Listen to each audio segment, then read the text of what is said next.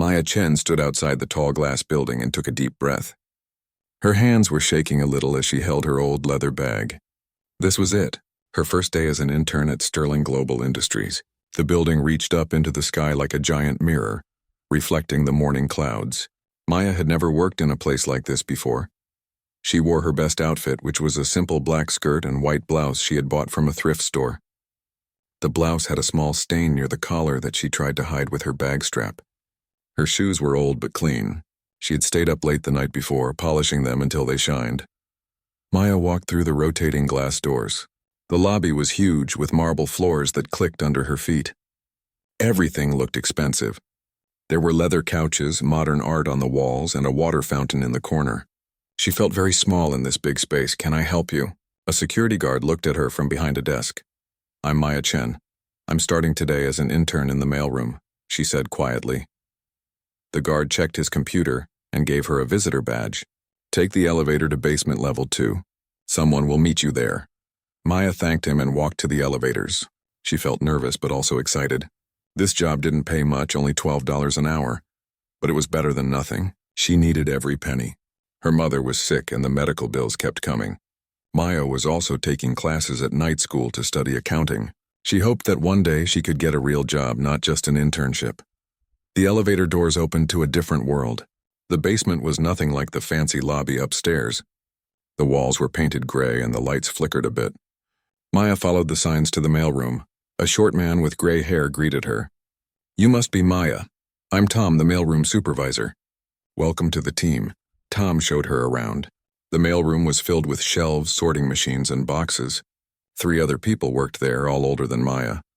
They smiled at her but seemed too busy to talk much. "Your job is simple," Tom explained. "Sort the mail, deliver packages to different floors, and keep everything organized. Some days will be busy, some days will be slow. You'll get the hang of it." Maya nodded. She was a fast learner. She had to be. Growing up, she had learned to do many things by herself. Her mother worked 2 jobs before she got sick, so Maya had learned to cook, clean, and take care of herself from a young age. The first 2 days went by quickly. Maya learned the system fast. She memorized which departments were on which floors. She learned the faces of regular staff who came to pick up packages.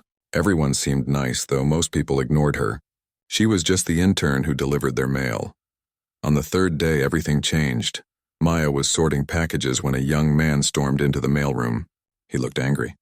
He wore an expensive suit, probably worth more than everything Maya owned. His dark hair was perfectly styled, and his watch caught the light every time he moved his wrist. "Where's my package?" he demanded, not looking at anyone in particular. Tom looked up from his desk. "Can I help you, Mr. Sterling?" Maya's eyes went wide. Sterling. That was the name of the family who owned the company. This must be the son. She had heard people talking about him. Alexander Sterling, the heir to billions of dollars. "I'm expecting an important package," Alexander said, his voice sharp. "It should have arrived yesterday." "Why hasn't it been delivered to my office?" Tom started typing on his computer. "Let me check, sir." "What's the tracking number?" "How should I know?" Alexander snapped. "That's why I have people to handle these things." Maya watched the scene quietly.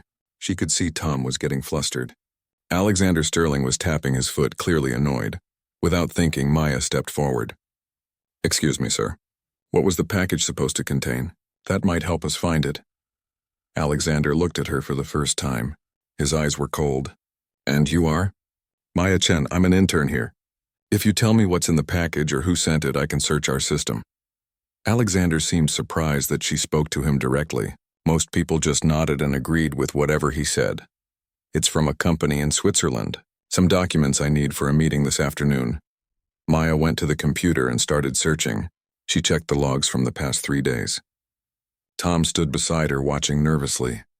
"Found it," Maya said after a minute.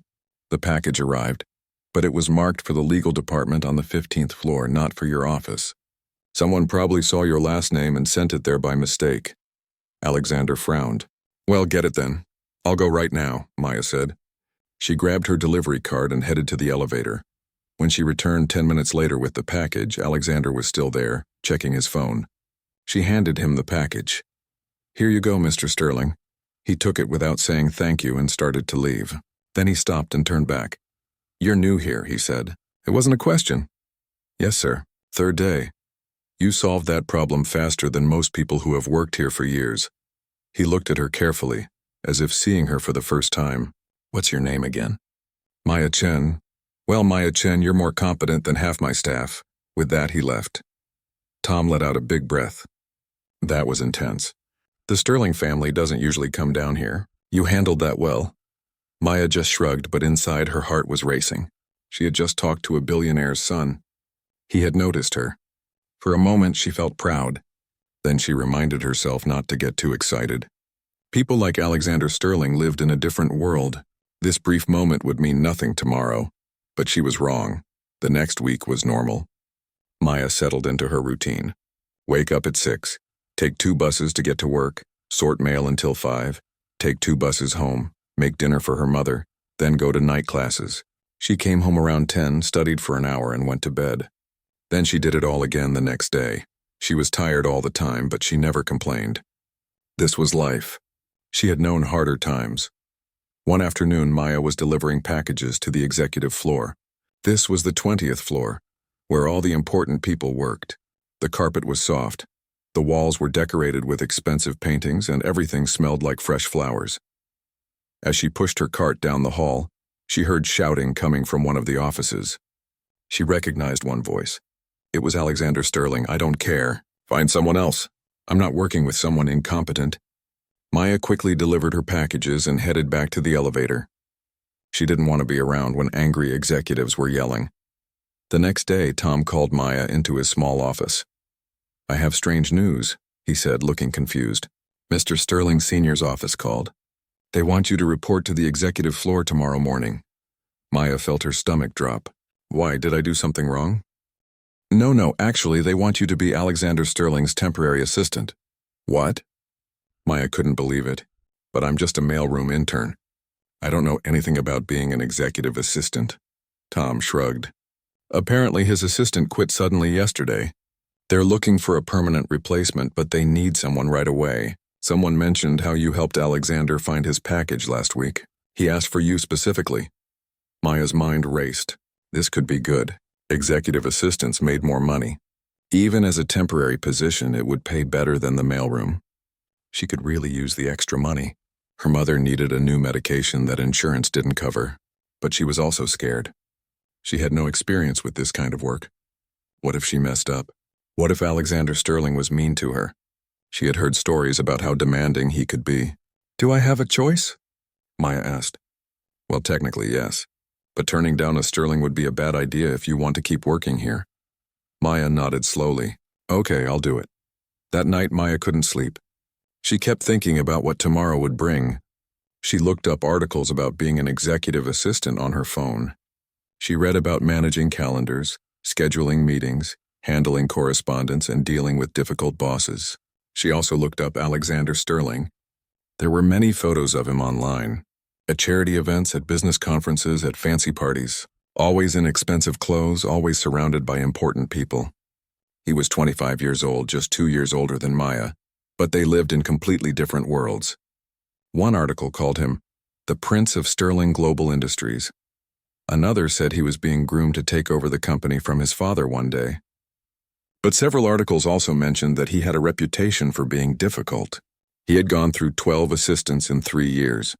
12 assistants in 3 years. Maya felt sick thinking about that number. The next morning, Maya dressed in her best clothes again. She arrived at the executive floor at 8:30, half an hour early. A stern-looking woman in her 50s met her at the reception desk. You're the new temporary assistant? The woman looked Maya up and down, clearly not impressed. Yes, ma'am. Maya Chen. I'm Mrs. Patterson, Mr. Sterling Sr.'s executive assistant. Let me be clear about something. This is highly unusual. Mailroom interns don't become executive assistants, but Mr. Alexander specifically requested you, and what he wants, he gets. Mrs. Patterson led Maya to a desk outside Alexander's office. The desk was neat and organized with a computer, phone, and stacks of files. This will be your workspace. Mr. Alexander arrives at 9. Here's a list of his meetings today, his coffee preference, and a manual about office procedures. Read it quickly. He doesn't like to repeat himself. Maya took the thick manual and started reading as fast as she could. Her hands were sweating. At exactly 9 o'clock, Alexander Sterling walked in. He wore another expensive suit, this time dark blue. He barely looked at Maya. Coffee? Black, no sugar. I have a meeting in 15 minutes. Make sure the conference room is set up. Maya jumped up. Yes, sir. Where's the conference room? Alexander stopped and looked at her with annoyance. Didn't Patterson tell you anything? She gave me this manual, but I haven't finished reading it yet. He sighed heavily. Conference room B down the hall, third door on the left. There should be water and notepads for 6 people. And get my coffee first. Maya rushed to find the kitchen area. Another assistant showed her where everything was kept. She made the coffee, trying to remember exactly how Alexander wanted it. Black, no sugar. Simple enough. She brought it to his desk. He was on the phone, so she set it down quietly. Then she hurried to set up the conference room. She found the water bottles, the notepads, the pens. She made sure everything looked neat. When she returned to her desk, Alexander was reading something on his computer. He took a sip of coffee and made a face. This isn't my usual coffee. You said black, no sugar, sir. I meant my usual brand. The beans from Italy. They're in the cupboard above the coffee machine. Maya felt her face get hot. I'm sorry. I'll make a new cup right away. Forget it. The meeting is starting in 5 minutes. The rest of the day was chaos. Maya tried her best to keep up with Alexander's demands. She scheduled calls, rescheduled meetings when he changed his mind, ordered lunch, called car services, and answered emails. Alexander spoke quickly and expected her to remember everything he said. He got irritated when she asked him to repeat things. By 5 o'clock, Maya felt exhausted. Her feet hurt from running around all day. She had missed lunch because Alexander needed her to stay at her desk in case he needed something. As people started leaving for the day, Alexander came out of his office with his briefcase. Tomorrow I need you here at 8, not 8:30. I have an early conference call. Yes, sir, Maya said quietly. He started to walk away, then paused. You did better than I expected for your first day. Most people quit by lunch. Before Maya could respond, he was gone. Maya sat at her desk for a moment, alone on the quiet floor. She thought about those 12 assistants who had quit. She understood why now. Alexander Sterling was demanding, impatient, and cold. He treated her like a machine, not a person. But she thought about her mother at home waiting for her. She thought about the medical bills on their kitchen table. She thought about her night school classes and her dream of something better. She would not quit. She couldn't afford to. Maya gathered her things and headed home, not knowing that this temporary job would change her life in ways she never could have imagined. 2 weeks passed since Maya became Alexander Sterling's temporary assistant. Each day felt like a test she barely passed. Alexander was not an easy person to work for. He wanted everything done perfectly, and immediately, he got angry over small mistakes. He never said please or thank you. But Maya noticed something strange. Despite his money and power, Alexander seemed helpless in many ways. One morning, Alexander rushed into the office looking frustrated. His shirt was wrinkled, and there was a coffee stain on his tie. I need a new shirt and tie delivered here immediately, he told Maya. I have an important lunch meeting in 2 hours. What size do you need, sir? Maya asked, ready to call the personal shopping service listed in her manual. How should I know? Just tell them to send the usual. Maya made the call, but she wondered how someone didn't know their own shirt size. When the new clothes arrived, Alexander changed in his private bathroom. He came out looking perfect again, like the stain had never happened. Later that day, Maya overheard Alexander on the phone with someone. What do you mean you can't do my laundry this week? Well, I don't care if you're sick. Find someone else to do it. He hung up angrily. He pressed the button on his desk that buzzed Maya's phone. I need you to find me a new laundry service. My housekeeper is being difficult. Yes, sir, Maya said, but she thought it was strange. The housekeeper was sick, and Alexander was angry about his laundry. Most people just did their own laundry when their help wasn't available. The next incident happened a few days later. Maya was at her desk when Alexander came out of his office looking panicked. My credit cards aren't working. None of them. I tried to buy lunch and they were all declined. Maya looked up in concern. Did you call your bank? Of course I called them. They said something about suspicious activity and they froze my accounts for security. They need me to come to the bank in person with identification to unlock them. That's probably for your protection, sir. Identity theft is common. I don't have time to go to a bank. I have meetings all afternoon. Alexander paced back and forth. Just order me lunch and put it on the company card. I'm sorry, sir, but I don't have access to a company card. The manual says assistants aren't authorized for that. Alexander looked genuinely distressed. Then what am I supposed to do? I don't have any cash, Maya hesitated. She reached into her purse and pulled out a $20 bill. It was money she had set aside for groceries, but she could make it work. Here, sir. You can buy lunch with this. Alexander stared at the $20 like he had never seen cash before. I'll pay you back. It's okay, sir. No, I'll pay you back. He took the money and left for his meeting. When he returned an hour later, he came to Maya's desk and put a $100 bill down. For the lunch, he said awkwardly. Sir, it was only $20. I can't accept this much. Just take it. He went back into his office before she could argue. Maya looked at the $100 bill. It was more money than she made in a whole day of work. To Alexander, it was nothing. To her, it could buy groceries for 2 weeks. That evening, something unusual happened. It was almost 7 o'clock and most people had gone home. Maya was finishing some work when Alexander came out of his office.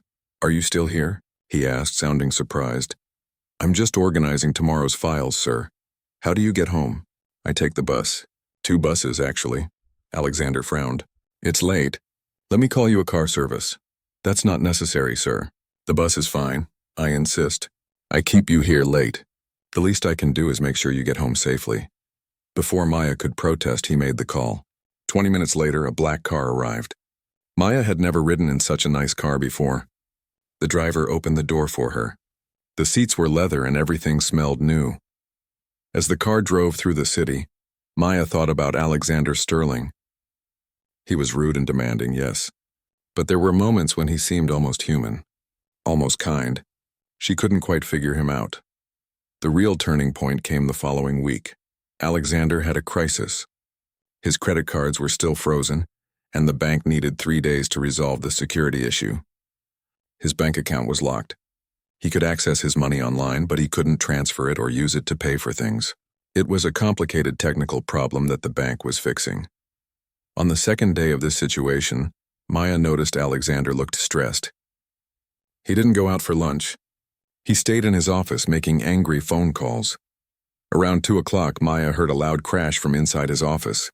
She jumped up and knocked on the door. Sir, are you okay? Come in, he said, his voice tired. Maya entered. Alexander was sitting at his desk, his head in his hands. A picture frame had fallen off the shelf. That was the crash she heard. Sir, what's wrong? I can't access any of my money, he said quietly. Everything is frozen. I can't buy anything. I can't pay for anything. I feel trapped. Maya had never seen him like this. He looked defeated. It's only for a few more days, sir. The bank will fix it. You don't understand, he said, looking up at her. I've never been in this situation before. I've always had access to money. Always. I don't even know how to function without it. Maya sat down in the chair across from his desk without being invited. Something about his vulnerability made her brave. May I ask you something, sir? What? Do you know how to use the subway? Alexander blinked. Why would I need to know that? Do you know how to cook a meal? I have a private chef. Do you know how to do laundry? I have people for that. Do you know how to manage money? Like plan a budget? Alexander looked annoyed. I have accountants and financial advisors. What's your point? Maya took a deep breath. My point is, sir, if everything your money built disappeared tomorrow, could you survive a single day? The question hung in the air. Alexander stared at her, and Maya wondered if she had gone too far. She was just a temporary assistant. She had no right to speak to him like this. But Alexander didn't yell at her. Instead, he leaned back in his chair and was quiet for a long moment.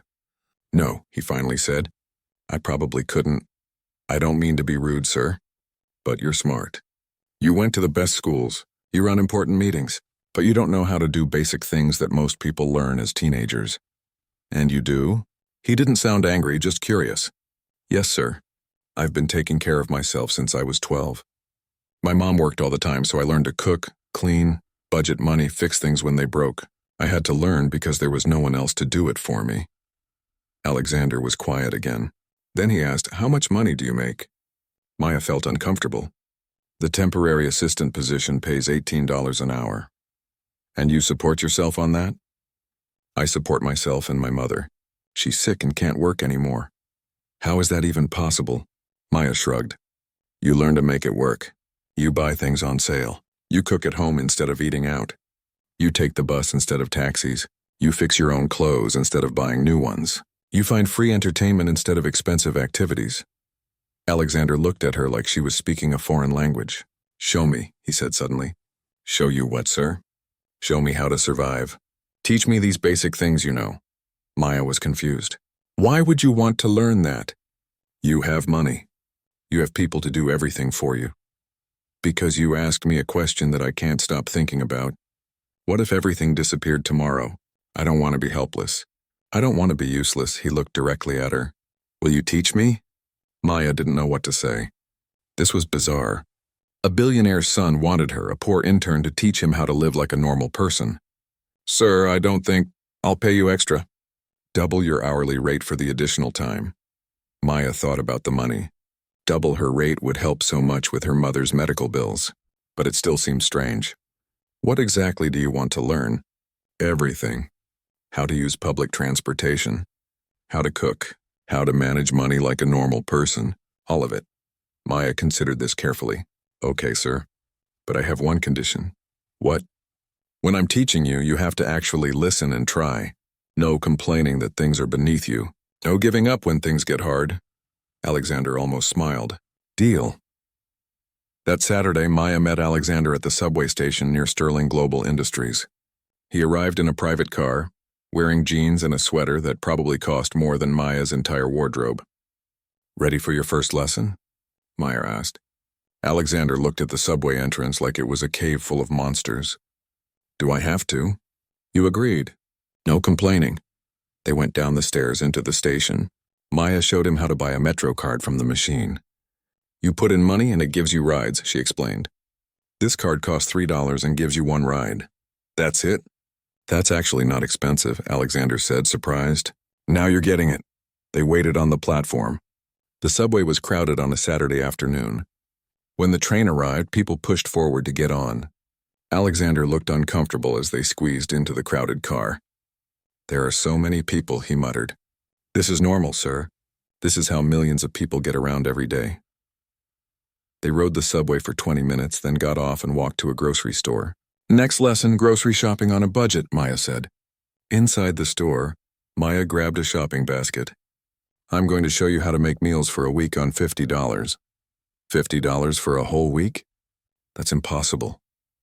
Watch and learn, sir. Maya walked through the aisles, picking items carefully. She chose rice, beans, pasta, canned tomatoes, eggs, bread, vegetables that were on sale, and a whole chicken. The chicken might seem expensive at $8, Maya explained, but you can make multiple meals from it. Roast chicken one night, chicken soup another night, chicken sandwiches for lunch. Nothing gets wasted. She showed him how to read price tags, how to compare unit prices, how to look for sales and coupons. Alexander followed her, looking fascinated and confused at the same time. At the checkout, the total came to $47.63. Under budget, Maya said with satisfaction. They took the groceries back to Maya's small apartment. She lived in a tiny one-bedroom place with her mother. The apartment was old and the paint was peeling in some places, but it was clean and organized. Alexander looked around, trying not to seem shocked by how small everything was. This is where you live? Yes, sir. It's not much, but it's home. Maya's mother was resting in the bedroom.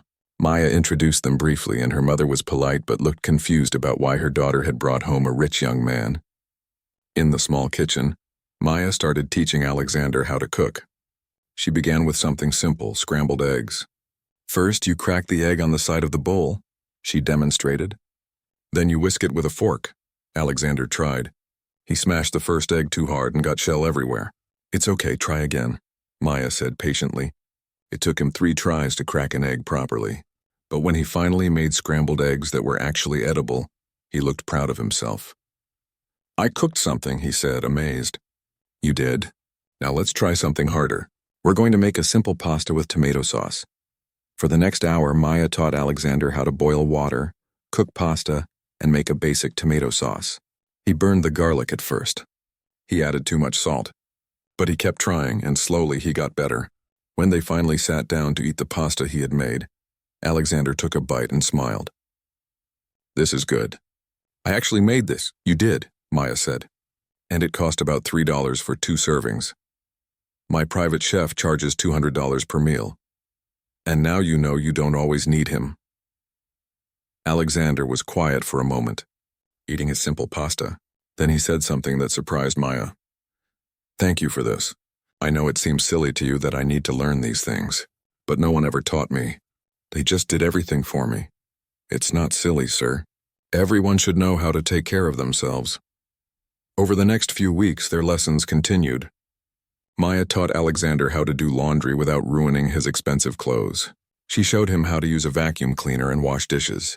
She taught him how to plan his week and manage his time without an assistant doing it for him. Slowly, something started to change in Alexander. He became less angry at the office. He was more patient with Maya when she made small mistakes. He started noticing the other employees in the building, people he had walked past for years without really seeing them. One day, he asked Maya about her night school classes. Why are you studying accounting? Because I want a better job, sir. I want to take care of my mother and not worry about money all the time. Why not just ask for a loan from the company or accept financial help? Maya shook her head firmly. I don't want handouts, sir. I want to earn it myself. I want to know that I succeeded because I worked hard, not because someone gave me money out of pity. Alexander looked at her with respect. That's admirable. It's just how I was raised. My mother always said, stand on your own feet. That's the only way to be truly free. Those words stuck with Alexander. Stand on your own feet. That's the only way to be truly free. He realized he had never stood on his own feet in his entire life. He had always been supported by his family's money, by servants, by people who did everything for him. He wasn't free.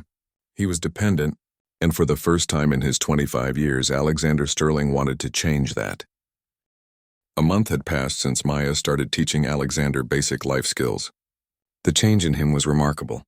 He now took the subway to work twice a week instead of using his private car. He made his own coffee in the morning. He even packed his own lunch sometimes using the cooking skills Maya had taught him. The other employees at Sterling Global Industries started to notice.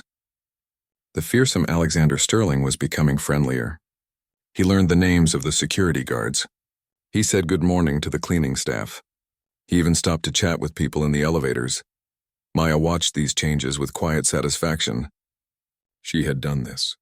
Her simple lessons were changing how Alexander saw the world. But not everyone was happy about these changes. Marcus Blackwell was the Senior Vice President of Finance at Sterling Global Industries. He was a tall man in his 50s with silver hair and expensive suits. He had worked at the company for 15 years and had the trust of Alexander's father, Richard Sterling. What nobody knew was that Marcus was stealing from the company. For 5 years, he had been moving small amounts of money into hidden accounts, a few thousand here, a few thousand there. Over time, it added up to millions of dollars. He was very careful. He covered his tracks well. No one suspected anything. Marcus had always seen Alexander as a spoiled, lazy heir who would never pay attention to the real business. That was perfect for Marcus. When Alexander eventually took over the company, Marcus planned to continue stealing without anyone noticing. But now, Alexander was changing. He was asking more questions at meetings. He was actually reading reports instead of just signing them. He was becoming curious about how the company really worked. This worried Marcus. One Tuesday morning, Alexander called a meeting with his father and the senior executives. Maya prepared the conference room as usual, but this time, Alexander asked her to stay and take notes. I have some ideas I want to discuss, Alexander told the group of serious men and women sitting around the table. Richard Sterling, Alexander's father, sat at the head of the table. He was a powerful man in his 60s with hard eyes and a stern face. He looked like an older, colder version of Alexander. What ideas? Richard asked, sounding skeptical. Alexander stood up. He had prepared a presentation. I've been thinking about our employee structure. I've noticed that we have talented people working in low-level positions who never get opportunities to advance. We have a promotion system, Marcus Blackwell said smoothly. People advance based on merit, do they? Or do they advance based on connections and expensive degrees? Alexander looked around the table. I've met a woman in our mailroom who taught herself accounting while working full-time and caring for a sick parent. She's brilliant and hardworking, but she's stuck in the mailroom because she doesn't have a degree from an elite university. Maya felt her face get hot. Alexander was talking about her. The world is competitive, Richard said coldly. We hire the best. We hire people with fancy credentials, Alexander corrected. That's not always the same as the best. I'm proposing we create education programs for our lower-level employees, partner with local colleges, offer scholarships, give people real chances to advance. The room was silent. Then Marcus spoke. That would cost millions of dollars. What's the return on investment? Loyal employees, people who feel valued, reduced turnover, better company culture. Alexander was confident. I've been reading studies. Companies that invest in their employees see better productivity and profits in the long run. Richard Sterling looked at his son with something like surprise. You've been reading business studies? Yes, Father. I've been paying attention. For the next hour, they debated Alexander's proposal. Some executives liked the idea. Others thought it was too expensive. Marcus Blackwell argued strongly against it, calling it a waste of money. In the end, Richard Sterling said he would think about it. The meeting ended without a decision. As everyone left, Marcus pulled Alexander aside. That was an interesting presentation, Marcus said with a fake smile. Very idealistic. I think it's practical, Alexander replied. Be careful, Alexander. Business isn't about being nice to people. It's about making money. It can be about both. Marcus's smile didn't reach his eyes. I hope this new attitude of yours isn't being influenced by inappropriate sources. What do you mean? I mean, I've heard you've been spending time with your assistant, the one from the mailroom. Some people might think that's unprofessional. Alexander's face hardened. Maya is teaching me valuable skills. There's nothing inappropriate about it, I'm sure. But appearances matter in business. Just some friendly advice. Marcus walked away, leaving Alexander angry. Maya had heard some of this conversation from her desk outside the conference room. She felt uncomfortable. Marcus Blackwell was right about one thing. People were starting to talk. She had noticed other assistants whispering when Alexander spoke to her. She saw how some executives looked at her like she didn't belong on this floor. That evening, Alexander insisted on riding the subway home with Maya. It had become their routine a few times a week. He would follow her onto the train, and they would talk about work, about life, about the differences between their worlds. You made a good presentation today, Maya said as they sat on the subway. My father didn't seem impressed. He was surprised. I could see it. You showed him you're serious about the business. Alexander smiled a little. I couldn't have done it without your help. You made me start seeing things differently. I just taught you how to make pasta and ride the subway, sir. No, you taught me much more than that. You taught me to see people. Really see them. He looked around the subway car. A month ago, I would have thought everyone on this train was beneath me. Now I realize they're just people trying to live their lives. They work hard. They take care of their families. Many of them are probably smarter and stronger than I'll ever be. Maya felt a warmth in her chest. This was the real change. Not the cooking or the cleaning, but this, Alexander learning empathy. But trouble was coming. Neither of them knew it yet. Marcus Blackwell went back to his office that night and started making a plan. Alexander was becoming dangerous. If he kept asking questions and pushing for changes, eventually he might discover Marcus's theft. That couldn't happen. Marcus needed to stop Alexander's transformation. And the best way to do that was to remove the person who was influencing him, Maya Chen. Over the next week, Marcus started building a case against Maya. He asked the IT department for records of her computer use. He talked to other assistants, asking innocent-sounding questions about Maya's work habits. He went through her employment file, looking for anything he could use. Then he got lucky. Or rather, Maya got unlucky. One of Alexander's clients was a company called Tech Vision Industries. They were interested in partnering with Sterling Global on a new project. The details of this project were confidential. Alexander kept all the documents in a secure folder on his computer. One day, Alexander asked Maya to print some documents for him. He was in a hurry for a meeting and just told her to print everything in a folder labeled Tech Vision Project. Maya did as she was asked, but she accidentally printed documents from the wrong folder. Instead of the meeting agenda, she printed several pages of confidential project details. She realized her mistake immediately and shredded the wrong documents. Then she printed the correct ones. It was a simple, honest mistake. It lasted maybe 5 minutes. She told Alexander about it, and he said it was fine. These things happen. But someone in the IT department noticed. When you print documents on the company network, there's a record. The IT person mentioned it to their supervisor during a routine security check, and that supervisor reported it to Marcus Blackwell, who was in charge of security protocols for sensitive projects.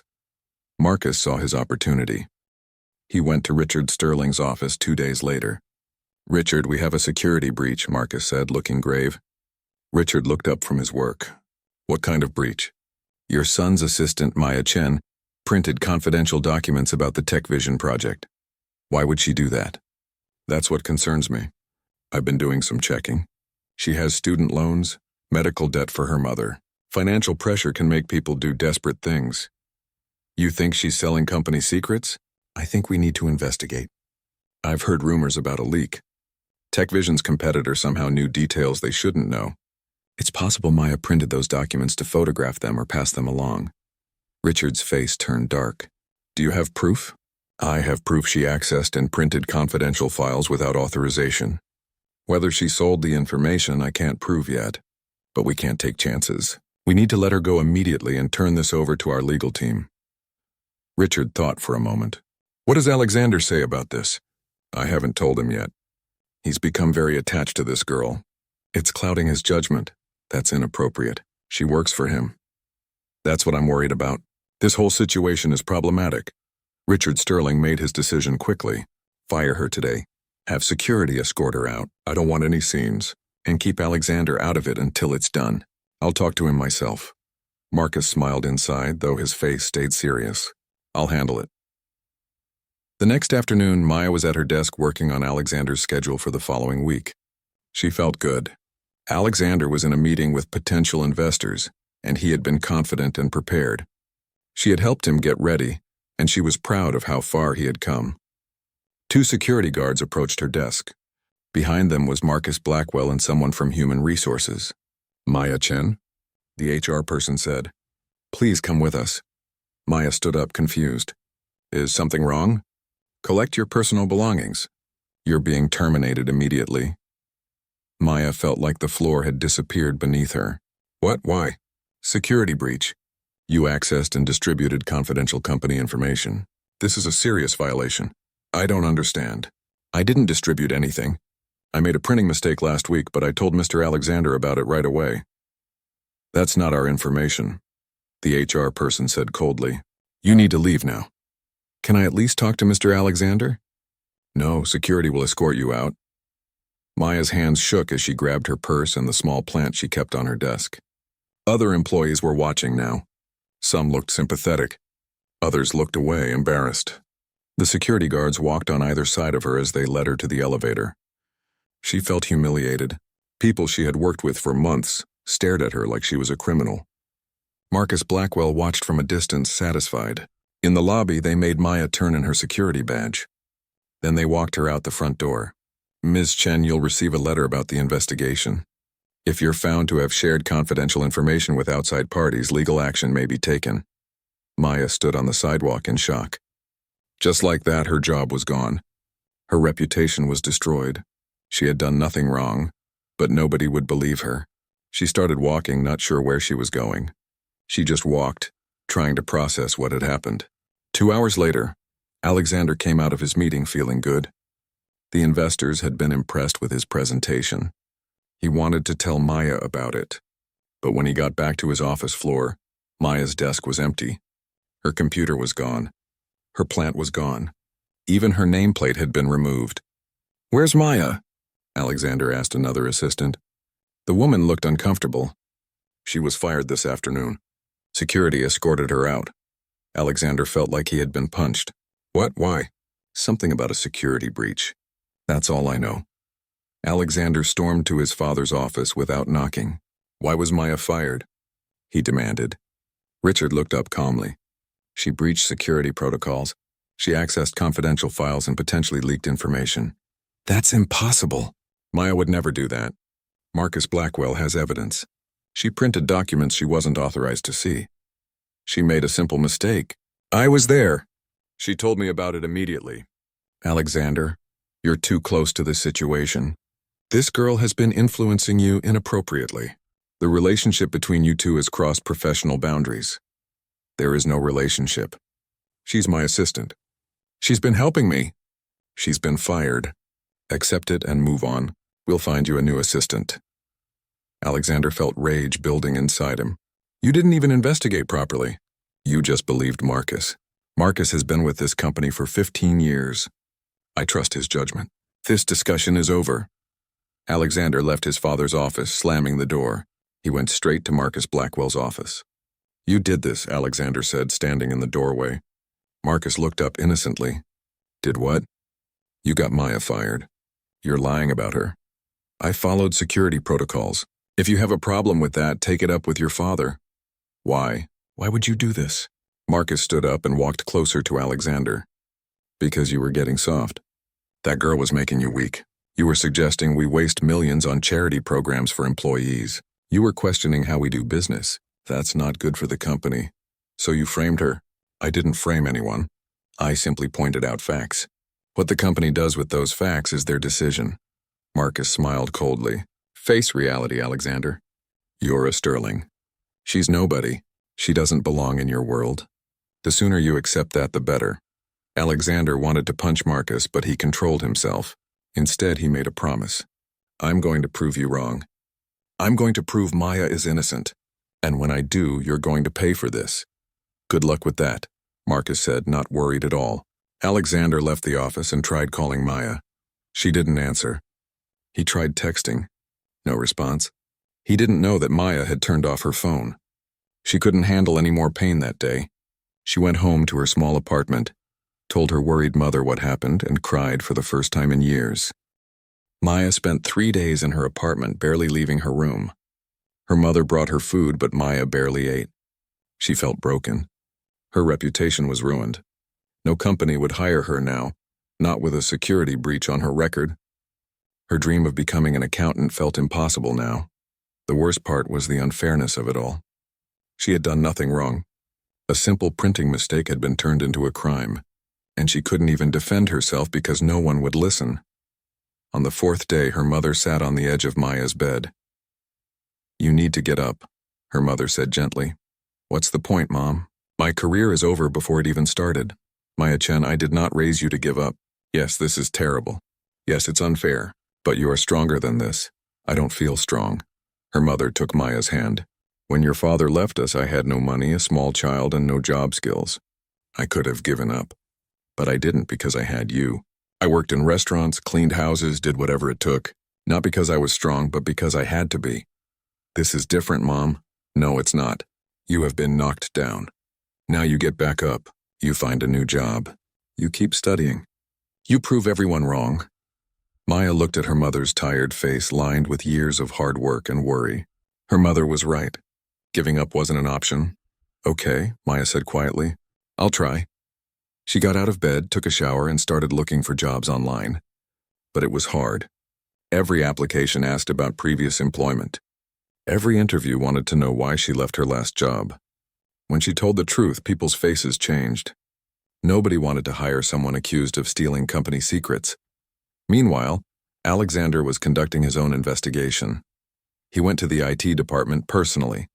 He found the technician who had flagged Maya's printing activity. Tell me exactly what happened, Alexander demanded. The young technician looked nervous. He was talking to the boss's son after all. She printed documents from a confidential folder. It was flagged in our security system. Did you see her take those documents anywhere? Photograph them? Email them? No, sir. The log shows she printed them, then immediately shredded them and printed the correct documents. So she made a mistake and corrected it? That's what it looks like, yes. Then why was she fired? The technician shifted uncomfortably. I just report anomalies, sir. I don't make the decisions. Mr. Blackwell asked for any security flags related to the Tech Vision project, and I gave him this one. Alexander thanked him and left. So Marcus had gone looking for something, anything to use against Maya. Next, Alexander talked to Maya's co-workers from the mailroom. Tom, the supervisor, was upset about what happened. Maya was the best worker I ever had, Tom said. She would never steal anything. She was honest to a fault. Did anyone ask you about her character before they fired her? No. I found out she was fired when someone came asking for the mailroom intern who had replaced her.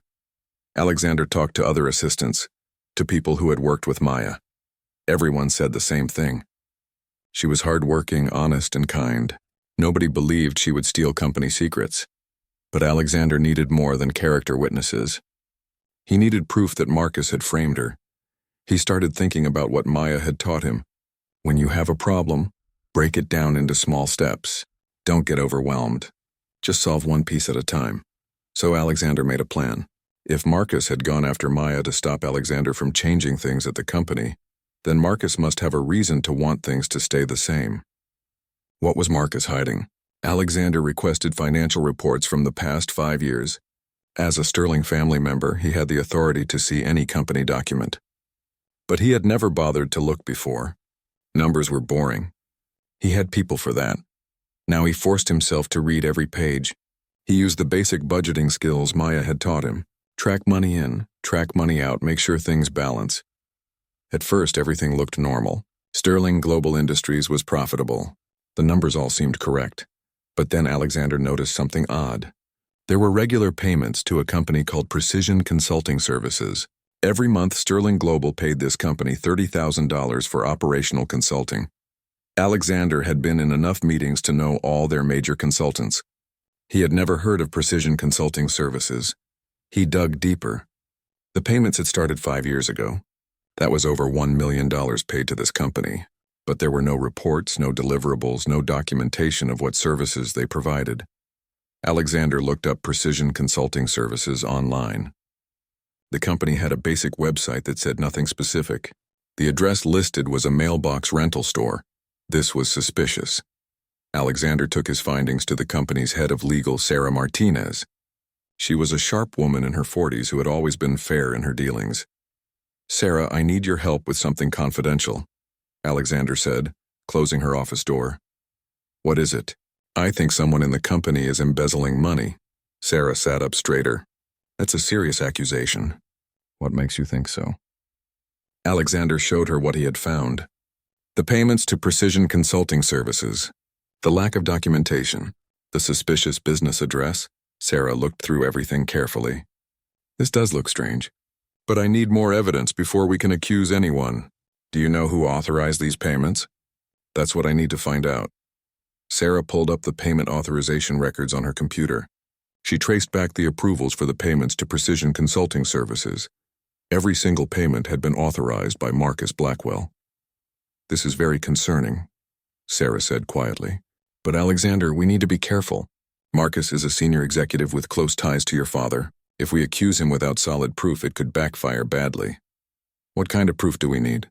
"We need to prove that Marcus owns or controls Precision Consulting Services. We need to show that the money paid to this company ended up in his personal accounts. That requires accessing financial records that we don't have legal authority to see without cause.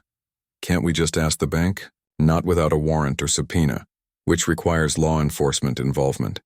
If we go to the police with what we have now, they'll say it's a civil matter and tell us to handle it internally." Alexander felt frustrated. "So what do we do?" Sarah thought for a moment. "Let me make some calls. I have contacts at the business registry office. Maybe we can find out who owns Precision Consulting Services. That's public information." While Sarah made her calls, Alexander sat in her office thinking. If Marcus was willing to frame Maya to protect himself, he was dangerous. Alexander needed to be careful. Sarah hung up the phone with a grim expression. "The owner of Precision Consulting Services is listed as Michael Prescott." "Who's that?" "I looked him up. He's Marcus Blackwell's brother-in-law, married to Marcus's sister." There it was, the connection. Marcus had created a fake consulting company, put it in his brother-in-law's name, and had been funneling company money to it for years. "We need to tell my father," Alexander said. "Wait.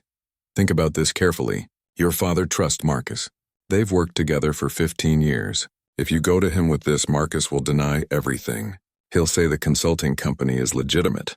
He'll produce fake reports and documentation. It will be your word against his. But we have evidence. We have suspicious patterns. That's not the same as proof of a crime. We need more." Sarah looked at Alexander seriously. And there's something else you need to know. If Marcus realizes we're investigating him, he might destroy evidence. Or worse, he might try to implicate others to cover his tracks.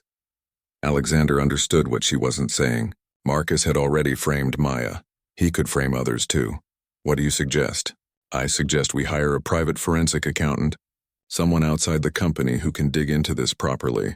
But it will take time, maybe weeks. Maya doesn't have weeks. Her reputation is being destroyed every day this continues. Sarah looked sympathetic. I know you care about her, Alexander, but we have to do this right. If we move too fast and Marcus gets away with it, Maya will never be cleared. She'll always have this accusation hanging over her. Alexander knew Sarah was right, but it was hard to be patient when someone he cared about was suffering. Over the next 2 weeks, the forensic accountant Sarah hired worked quietly. Alexander went to the office every day and pretended everything was normal. He was polite to Marcus, even though it made him sick. He couldn't let Marcus know they were investigating. It was the hardest thing Alexander had ever done. Every skill Maya had taught him helped. Patience, planning, breaking big problems into small steps. Staying calm under pressure. Finally, the accountant finished his report. He came to Sarah's office late one evening when most employees had gone home. Alexander was there too. I found it, the accountant said, opening his laptop. Marcus Blackwell has been embezzling from Sterling Global for 5 years. The total amount is approximately $6.3 million. He showed them the evidence. Marcus had created multiple fake companies, all connected through family members or trusted associates. He submitted fake invoices for services never rendered. He approved his own payments. The money went to these companies and then, through several transfers, ended up in offshore accounts that Marcus controlled. This is definitely criminal, the accountant said. This is fraud, embezzlement, money laundering, multiple felonies. Will this hold up in court? Sarah asked. Absolutely. I've documented everything. I have the paper trail. Any prosecutor would love this case. Alexander felt relief and anger at the same time. Relief that they had proof. Anger that Marcus had stolen millions while firing honest employees like Maya for imaginary crimes. What do we do now? Alexander asked Sarah. Now we take this to your father, and we call the police. That night, Alexander, Sarah, and the forensic accountant went to Richard Sterling's home. Richard was not happy to be disturbed at night, but when he saw how serious they looked, he invited them into his study. What's this about? Richard asked. It's about Marcus Blackwell, Alexander said. He's been stealing from the company for 5 years. Richard's face darkened. That's a serious accusation. It's true. We have proof. Sarah handed him the accountant's report. For the next hour, they went through everything. The fake companies, the fraudulent invoices, the money trail. Richard's expression grew more angry with each page. $6 million, Richard said finally. That son of a bitch stole $6 million from my company. There's more, Alexander said. Maya Chen, the assistant who was fired last month. Marcus framed her. He needed to get rid of her because I was starting to ask questions about company finances. Maya was helping me understand the business, and that made Marcus nervous. Richard looked at his son. You're sure about this? Yes, Maya's security breach was a simple mistake. Marcus turned it into a crime to get her fired and discredit her so nobody would believe her if she defended me. Richard stood up and walked to his window, looking out at the city lights. He was quiet for a long time. I trusted Marcus, he finally said. I trusted him with everything. I know, Father. And he betrayed us. Betrayed the company. Destroyed an innocent girl's reputation to cover his crimes. Yes. Richard turned around. Sarah, call the police. I want Marcus arrested tonight. Alexander, you did good work uncovering this. I'm sorry I didn't listen to you before. It was the closest thing to an apology Alexander had ever gotten from his father. Within hours, detectives arrived at Marcus Blackwell's expensive home and arrested him. He tried to deny everything, but the evidence was overwhelming. He was charged with multiple counts of fraud, embezzlement, and money laundering. The next morning, the story was all over the news. Sterling Global executive arrested for embezzlement. Marcus's face was on every business channel. Alexander immediately tried to contact Maya. He called, texted, and even went to her apartment. But her mother told him Maya didn't want to see anyone from Sterling Global.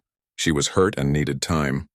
Please, Alexander said to Maya's mother at her doorway. I just need 5 minutes to explain what happened. Maya's mother looked at the wealthy young man standing in her shabby hallway. She had seen him before, months ago, when Maya first started teaching him life skills. He looked different now. Less arrogant. More genuine. "Wait here," she said. Maya's mother went inside and talked to Maya. After some convincing, Maya agreed to listen. Alexander stood in their small living room, suddenly nervous. Maya sat on the couch looking tired. She had lost weight. There were dark circles under her eyes. "Maya, I'm sorry," Alexander started. "Marcus framed you. He was embezzling from the company and got you fired to stop me from investigating. But I found proof. He's been arrested. The charges against you are being dropped. Your name is being cleared." Maya listened without expression. "The company will issue a public statement clearing you of any wrongdoing. We'll provide a formal apology, and we want to offer you your job back with a promotion and significant raise." Maya finally spoke. "I don't want it," Alexander was surprised. "What?" "I don't want to work at Sterling Global anymore. I don't trust your company. They fired me without even asking my side of the story. They treated me like a criminal. I know, and I'm sorry. But things will be different now. I'll make sure—" "No, Alexander," Maya stood up. "You're a good person. You've changed a lot from the spoiled rich kid I first met. But I can't work in a place that hurt me so badly. I need to move forward, not go back." Alexander felt a pain in his chest. He had gotten used to seeing Maya every day, working with her, learning from her. She had become the most important person in his life, though he had been afraid to admit it. "I understand," he said quietly. "But there's one more thing. My father is offering a settlement, financial compensation for what the company did to you. It's a substantial amount." "How substantial?" $500,000. Maya sat back down, shocked. That's more money than I've ever imagined having. It's what you deserve. You lost your job, your reputation, your peace of mind. This is the least the company can do." Maya's hands shook. With that money, she could pay off all her mother's medical debt. She could finish her degree. She could start over somewhere new. But there was something about taking money that felt wrong to her. She had always stood on her own feet. "I need to think about it," Maya said. "Of course. Take your time." Alexander moved toward the door, then stopped. "Maya, thank you for everything you taught me. You changed my life. I won't forget that." After he left, Maya sat in silence for a long time. Her mother sat beside her. "That's a lot of money, Maya." "I know. It could change everything for us." "I know. But you're not sure if you should take it." Maya shook her head. "I don't want charity, Mom. I don't want money just because they feel guilty." Her mother smiled. "It's not charity, honey. It's compensation for harm done. They hurt you. This is them trying to make it right. That's not the same as a handout." Maya thought about her mother's words. Maybe she was right. Maybe taking this money wasn't giving up her independence. Maybe it was just accepting justice. "What should I do, Mom?" "Whatever you decide, I'll support you. But think about this. With that money, you could finish school without working 3 jobs. You could focus on your education. You could become the accountant you've always dreamed of being. Is pride worth giving up your dreams?" Maya knew the answer. Pride was important, but it shouldn't cost her everything she had worked for. "I'll take the money," Maya decided, "and I'll use it to build something better." 3 months passed after Marcus Blackwell's arrest. The business world was still buzzing with the scandal. Sterling Global Industries had taken a hit to its reputation, but it was recovering. The company had implemented new financial oversight procedures to prevent future embezzlement. Maya had accepted the settlement money. She used it to pay off all her mother's medical bills, clear her own student loans, and enroll full-time at a good university to finish her accounting degree. For the first time in her life, she didn't have to work multiple jobs. She could focus on her studies. She had also received job offers from 3 different companies who had heard about how Sterling Global had wrongly accused her. They all wanted to hire her as a statement. "Look, we treat our employees better than Sterling Global does." Maya chose a mid-sized financial firm called Archer & Associates. They valued hard work and promoted from within. It felt right. Alexander, meanwhile, was struggling with his own decisions. After Marcus's arrest, Richard Sterling had asked Alexander to take a more active role in the company. Alexander had proven himself capable during the investigation. He had shown intelligence, determination, and integrity. Richard was proud. though he struggled to say it directly. "I want you to take over as Chief Operating Officer," Richard told Alexander one evening in his office. "You'll oversee all company operations. It's a major position. It's the path to eventually becoming CISO. It was everything Alexander was supposed to want: power, status, control of a billion-dollar empire. But Alexander felt empty thinking about it. He spent the next week trying to figure out why. He went to work, attended meetings, reviewed reports. He did everything right, but he felt like he was playing a role, not living his life. One Saturday, Alexander found himself riding the subway, something he now did regularly. He wasn't going anywhere in particular. He just liked the feeling of being among regular people, going about their normal lives. He thought about the past few months, everything he had learned from Maya: how to cook a meal, how to manage money, how to see people as people, not as servants or employees or stepping stones. The most valuable lesson Maya had taught him wasn't any specific skill. It was this: the greatest wealth isn't money, but the ability to stand on your own feet. Alexander realized he had never truly stood on his own feet. He had been born into wealth. Every opportunity had been handed to him. Every mistake had been fixed by his family's money and influence. Even his job at Sterling Global wasn't something he had earned. It was his birthright. If his name wasn't Sterling, if his father didn't own the company, who was he? What could he do? He didn't know the answer. And that scared him, but it also excited him. For the first time in his life, Alexander wanted to find out who he really was without the safety net of his family's wealth. That evening, he went to his father's house. Richard was in his study, working as always. "Father, I need to talk to you about something important." Richard looked up from his papers. "What is it?" Alexander took a deep breath. "I'm turning down the COO position." Richard frowned. "Why? You've proven yourself." "You're ready for this." "I'm not." "Not really." Alexander sat down across from his father. "Everything I've accomplished has been because I'm a Sterling. I've never done anything on my own. I don't even know if I'm actually good at business or if people just treat me well because of my name. You uncovered Marcus's embezzlement. That was all you, was it? I used company resources, company authority, company lawyers. I could only investigate because I'm your son. Any regular employee couldn't have done that." Richard leaned back in his chair. "So what do you want to do?" "I want to start over. I want to work somewhere where nobody knows my name, where I have to prove myself based on my own abilities, not my family connections." "That's ridiculous. You're throwing away your future." "No, Father. I'm trying to build my own future." Richard's face turned red. "If you walk away from this company, you're walking away from your inheritance, from everything your grandfather and I built, from billions of dollars." "I understand. Do you? Do you really understand what you're giving up? Most people would kill for the opportunities you have." "I know, and maybe that makes me ungrateful or stupid.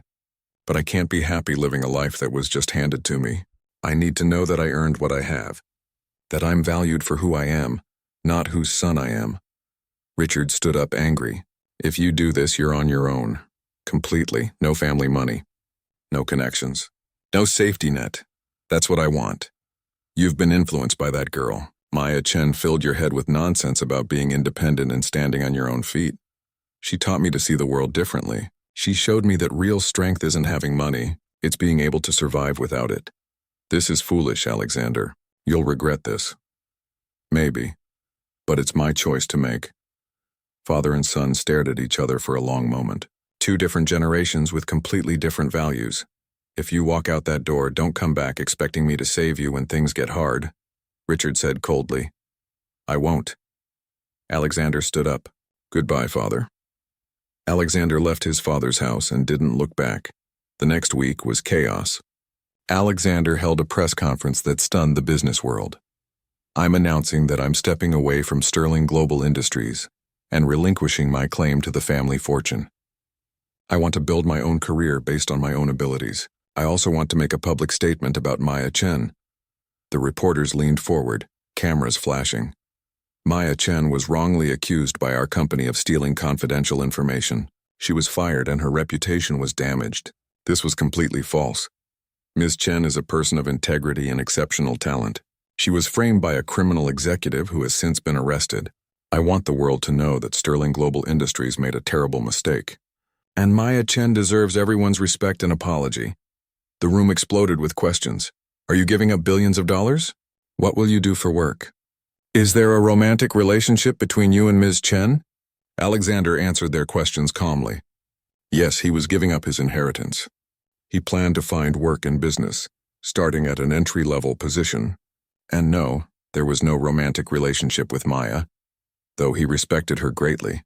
The story dominated the news for days. Billionaire heir gives up fortune. Sterling's son chooses independence over inheritance. The media couldn't understand it. Why would someone walk away from billions of dollars? Alexander's father refused to comment, but sources close to the family said Richard Sterling was furious and had disowned his son. Some people called Alexander brave. Others called him crazy, but everyone was talking about it. Maya saw the news while studying at a coffee shop near her university. She watched the press conference on her laptop, shocked. What had Alexander done? This was insane. He had given up everything. Because of what she had taught him? She felt responsible and guilty and confused all at once. That night, Maya received a message from Alexander. It was the first time they had communicated since he came to her apartment 3 months ago. The message was simple. You taught me how to live. Now I'm finally alive. Thank you. Maya stared at those words for a long time.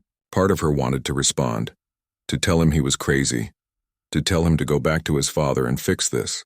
But another part of her understood exactly what he was doing and why. He was standing on his own feet, just like she had taught him. Alexander got a job as a junior financial analyst at a small investment firm. He didn't use his real name on his application. He went by Alexander Stone instead. The company had no idea he was a Sterling. They just saw a young man with a degree from an elite university and some basic business knowledge. He got the job because they needed someone, and he interviewed well. The salary was $45,000 a year. To Alexander, who had never thought about money because he always had unlimited amounts, this seemed like nothing. But he quickly learned it was actually a decent salary for a starting position. Alexander rented a small studio apartment in a modest neighborhood. It was nothing like the luxury penthouse he had grown up in, but it was his. He paid for it with his own money that he earned from his own work. He furnished the apartment with items from thrift stores and discount shops, just like Maya had taught him. He cooked his own meals. He did his own laundry. He took the subway to work. His co-workers had no idea who he really was. To them, he was just Alex Stone, the new guy who was pretty good with numbers but not much else yet. For the first time in his life, Alexander experienced what it was like to be an ordinary person. He worried about money. He had to budget his groceries. He had to decide between buying new shoes or saving money for next month's rent. It was hard, much harder than he had expected, but it was also liberating. When his boss praised him for good work, Alexander knew it was genuine. When he got his first small raise after 3 months, he felt proud in a way he never had before. He had earned this, not because of his name or his connections, but because he had done good work. 6 months after leaving Sterling Global, Alexander was thriving at his new job. He wasn't rich. He didn't have power, but he was happy. One day he decided to reach out to Maya. He was nervous as he typed a message asking if she would like to meet for coffee. Nothing fancy, just 2 people who hadn't seen each other in a while catching up. Maya saw the message and thought about it for a day before responding. She had been following Alexander's journey in the news. She knew he had started over. She knew he was living a normal life now. Part of her wanted to see him. Another part was scared. What would they even talk about? They came from such different worlds, even if Alexander was trying to leave his world behind. But curiosity won. Maya agreed to meet him at a small coffee shop on a Saturday afternoon. When Maya arrived, she almost didn't recognize Alexander. He wore simple jeans and a regular shirt. His expensive watch was gone. He looked relaxed in a way she had never seen when he was at Sterling Global. "Hi," Alexander said, smiling nervously. "Hi," Maya replied. They ordered coffee. Both paid for their own, which made Maya smile. The old Alexander would have insisted on paying and wouldn't have even asked the price. They sat at a small table by the window. "You look good," Maya said. "Different, but good." "I feel different, better." Alexander took a sip of his coffee. "I wanted to thank you again. For everything you taught me, you changed my life." I just taught you how to cook pasta and ride the subway. You're the one who made the big decisions. You taught me much more than that. You taught me to value myself for who I am, not what I have. You taught me that real strength is independence. You taught me to see people as equals, not as servants or inferiors. Maya felt tears starting in her eyes. I never meant for you to give up everything. That wasn't the point, I know, but it was what I needed to do. I couldn't be truly free while living on my family's money. I would have always wondered if I was capable or just privileged. And now I know. I'm capable. I'm not brilliant, but I'm competent. I work hard. I'm learning and growing, and I'm doing it all on my own. They talked for 2 hours.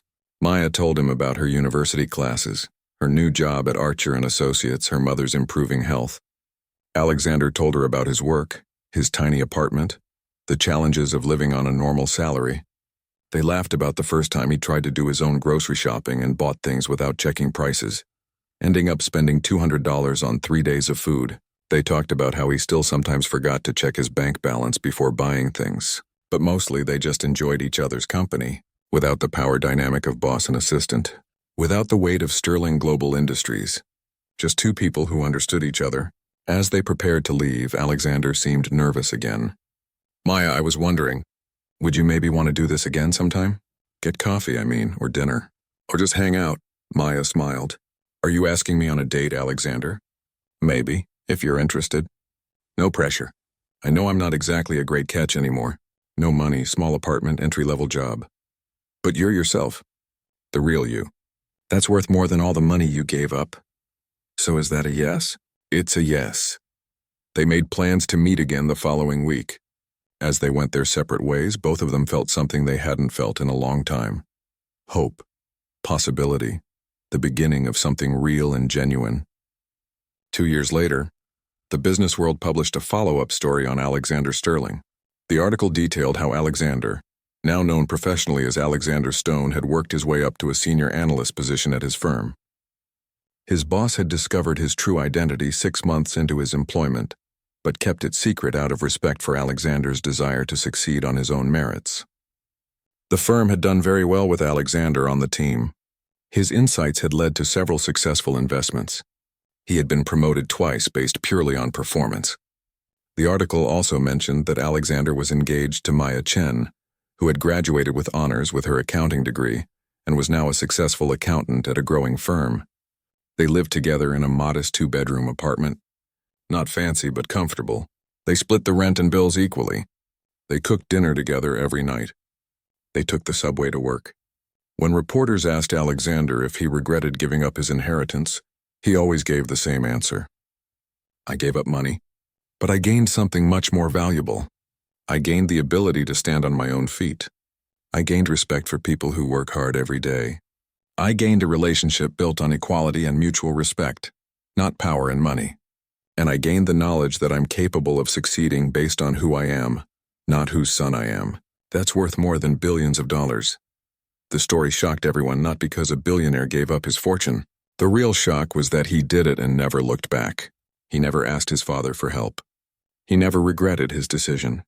He never returned to his old life. Alexander had learned the most important lesson Maya taught him.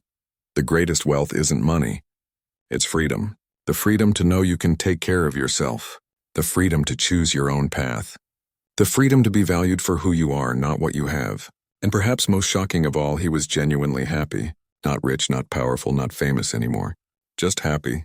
As for Maya, she had achieved her dream of becoming an accountant. She supported her mother comfortably. She had no debt. She had a career she was proud of. But more importantly, she had proof that her mother was right all those years ago. When you stand on your own feet, you are truly free.